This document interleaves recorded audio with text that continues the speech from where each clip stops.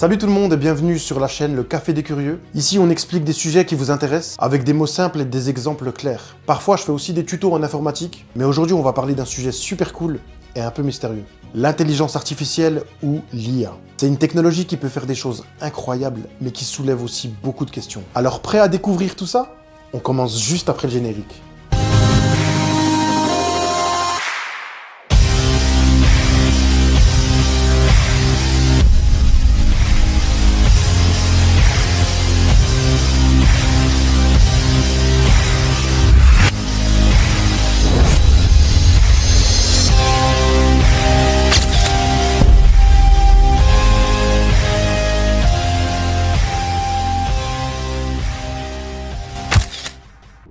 Cette vidéo est divisée en plusieurs parties, donc n'hésite pas à choisir celle qui t'intéresse.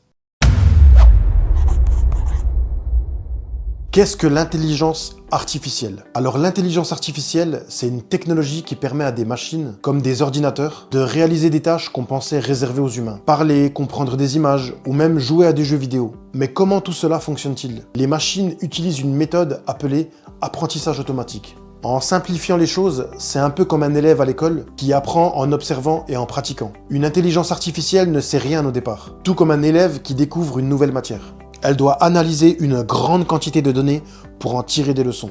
Par exemple, si l'objectif est de reconnaître un chat, on commence par lui montrer des milliers, voire des millions de photos de chats. Et ces images, elles incluent toutes sortes de variations. Des chats de couleurs différentes, dans des positions variées, sous différents éclairages ou encore entourés d'autres éléments, comme des meubles ou d'autres animaux. À chaque nouvelle image, l'IA cherche à identifier des motifs communs, comme la forme des oreilles par exemple, la disposition des yeux ou encore la texture du pelage. En fait, elle compare ces informations avec ce qu'elle a déjà vu auparavant. Au début, elle peut se tromper, par exemple en confondant un chien et un chat. Mais grâce à un processus de correction, elle ajuste ses calculs. Ce processus est répété des milliers de fois. Chaque erreur est une occasion d'apprendre. Par exemple, comme un élève qui révise avant un contrôle. Ce qui rend l'apprentissage automatique si puissant, c'est la capacité des machines à traiter une immense quantité de données en un temps record, bien plus rapidement qu'un cerveau humain. En quelques heures, une IA peut assimiler ce qu'un humain mettrait des années à apprendre, tout en identifiant des détails subtils que l'œil humain pourrait manquer. Ce mécanisme basé sur les mathématiques et les statistiques permet à l'IA de comprendre progressivement ce qui fait qu'une image représente un chat et non un autre animal ou un autre objet. Ainsi, et c'est là où il y a toute la subtilité, une IA ne devine pas ce qu'elle voit. Elle s'appuie sur des modèles et des calculs précis qu'elle a construits à partir des exemples qu'on lui a fournis. Plus elle est exposée à des données variées et de qualité, mieux elle pourra généraliser et reconnaître des chats dans des contextes qu'elle n'a jamais rencontrés auparavant. C'est cette capacité d'apprentissage qui ouvre la voie à des applications impressionnantes dans de nombreux domaines. Tu savais que certaines IA sont tellement fortes qu'elles peuvent battre les meilleurs joueurs du monde aux échecs? Cela montre la puissance des algorithmes qu'elle utilise. Mais l'IA ne s'arrête pas au jeu. Elle est aussi capable de créer des musiques, de traduire des langues ou même de dessiner. Bref, l'IA c'est comme un cerveau artificiel qui peut apprendre et accomplir des choses qu'on n'imaginait pas possibles avant. Cela semble magique, mais tout repose sur des calculs très complexes. L'IA change déjà beaucoup de choses autour de nous. Par exemple, dans les hôpitaux, elle aide les médecins à repérer des maladies plus vite. Elle rend aussi les voitures plus intelligentes, comme celles qui se conduisent toutes seules. Et chez toi, peut-être même que tu utilises une enceinte connectée qui comprend ce que tu dis et joue ta musique préférée. Des robots assistent déjà des chirurgiens pendant des opérations compliquées. Avec l'aide de l'IA, ces opérations deviennent plus précises et sécurisées. Mais ce n'est pas tout. L'IA aide aussi à développer de nouveaux médicaments ou à prévoir des catastrophes naturelles. En éducation, des logiciels basés sur l'IA aident les élèves à apprendre à leur propre rythme. Dans les transports, elle améliore la circulation en gérant les feux rouges pour éviter les embouteillages. Mais tout n'est pas parfait. L'IA peut remplacer certains emplois, ce qui inquiète beaucoup de gens. Par exemple, des robots dans des usines peuvent faire des tâches que les humains faisaient avant. Cela pousse les entreprises à réfléchir à comment garder un équilibre entre machines et humains. En gros, l'IA est partout. Elle peut améliorer nos vies, mais elle pose aussi des questions importantes sur l'avenir de notre travail et de notre société. Le plus important, c'est de comprendre comment l'utiliser intelligemment. Parlons maintenant d'une actualité récente qui montre à quel point l'intelligence artificielle peut être innovante. OpenAI et Retro Bioscience ont travaillé ensemble pour créer un programme informatique intelligent appelé GPT-4B Micro. Ce programme est conçu pour améliorer des protéines spéciales appelées facteurs de Yamanaka. Ces protéines sont capables de transformer des cellules adultes en cellules souches. Les cellules souches, c'est un peu comme des supercellules. Elles peuvent devenir n'importe quelle partie du corps. Grâce à cette découverte, on pourrait réparer des organes endommagés ou même allonger la durée de vie des gens. Ce projet montre aussi une chose importante. Pour avancer, il faut que plusieurs domaines scientifiques travaillent ensemble. C'est grâce à ce genre de collaboration qu'on peut imaginer des solutions pour les grands problèmes de demain.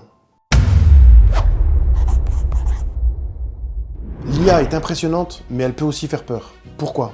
D'abord parce qu'elle est difficile à comprendre. Quand on ne sait pas comment ça marche, on peut facilement imaginer des scénarios catastrophiques, comme dans les films de science-fiction. Ensuite, il y a les questions éthiques, bien évidemment. Par exemple, que se passe-t-il si une IA prend une mauvaise décision, ou si elle est utilisée pour surveiller des gens sans leur consentement? Ces questions sont importantes et doivent être discutées. Imagine un robot qui fait des erreurs dans un hôpital, ou un système d'IA qui discrimine certaines personnes sans le vouloir. C'est justement pour cette raison que OpenAI, une organisation qui crée des IA avancées, dont ChatGPT que vous connaissez sûrement, a mis en place des mesures pour garantir que leurs technologies sont sûres et alignées sur les valeurs humaines. Ils ont introduit une méthode appelée alignement délibératif, qui aide leur modèle d'IA à gérer des questions sensibles en se basant sur des valeurs humaines. De plus, OpenAI a choisi de fonctionner comme une Public Benefit Corporation, ou société d'intérêt public. Cela signifie qu'ils s'engagent légalement à considérer les impacts sociaux et environnementaux de leurs décisions, en plus de chercher à être rentables. Ils veulent s'assurer que leurs avancées en IA profitent à toute l'humanité. Ils soutiennent également des recherches pour aider les IA à comprendre les jugements moraux humains. Par exemple, ils ont financé une équipe de l'université Duke qui travaille sur un projet appelé Research AI Morality. L'objectif est de créer des algorithmes qui peuvent anticiper les décisions morales que les humains prendraient afin que les IA puissent agir de manière éthique. En adoptant ces mesures, OpenAI montre son engagement à développer des IA qui sont non seulement puissantes, mais aussi sûres et bénéfiques pour tous. Il est essentiel que les entreprises et les chercheurs continuent de travailler ensemble pour s'assurer que l'IA est utilisée de manière responsable, afin qu'elle puisse améliorer nos vies tout en respectant nos valeurs. Enfin, certaines personnes ont peur que l'IA devienne plus intelligente que les humains et prenne le contrôle. Même si cela reste effectivement de la science-fiction aujourd'hui, ces peurs montrent à quel point il est important de réguler cette technologie pour qu'elle soit utilisée de manière responsable.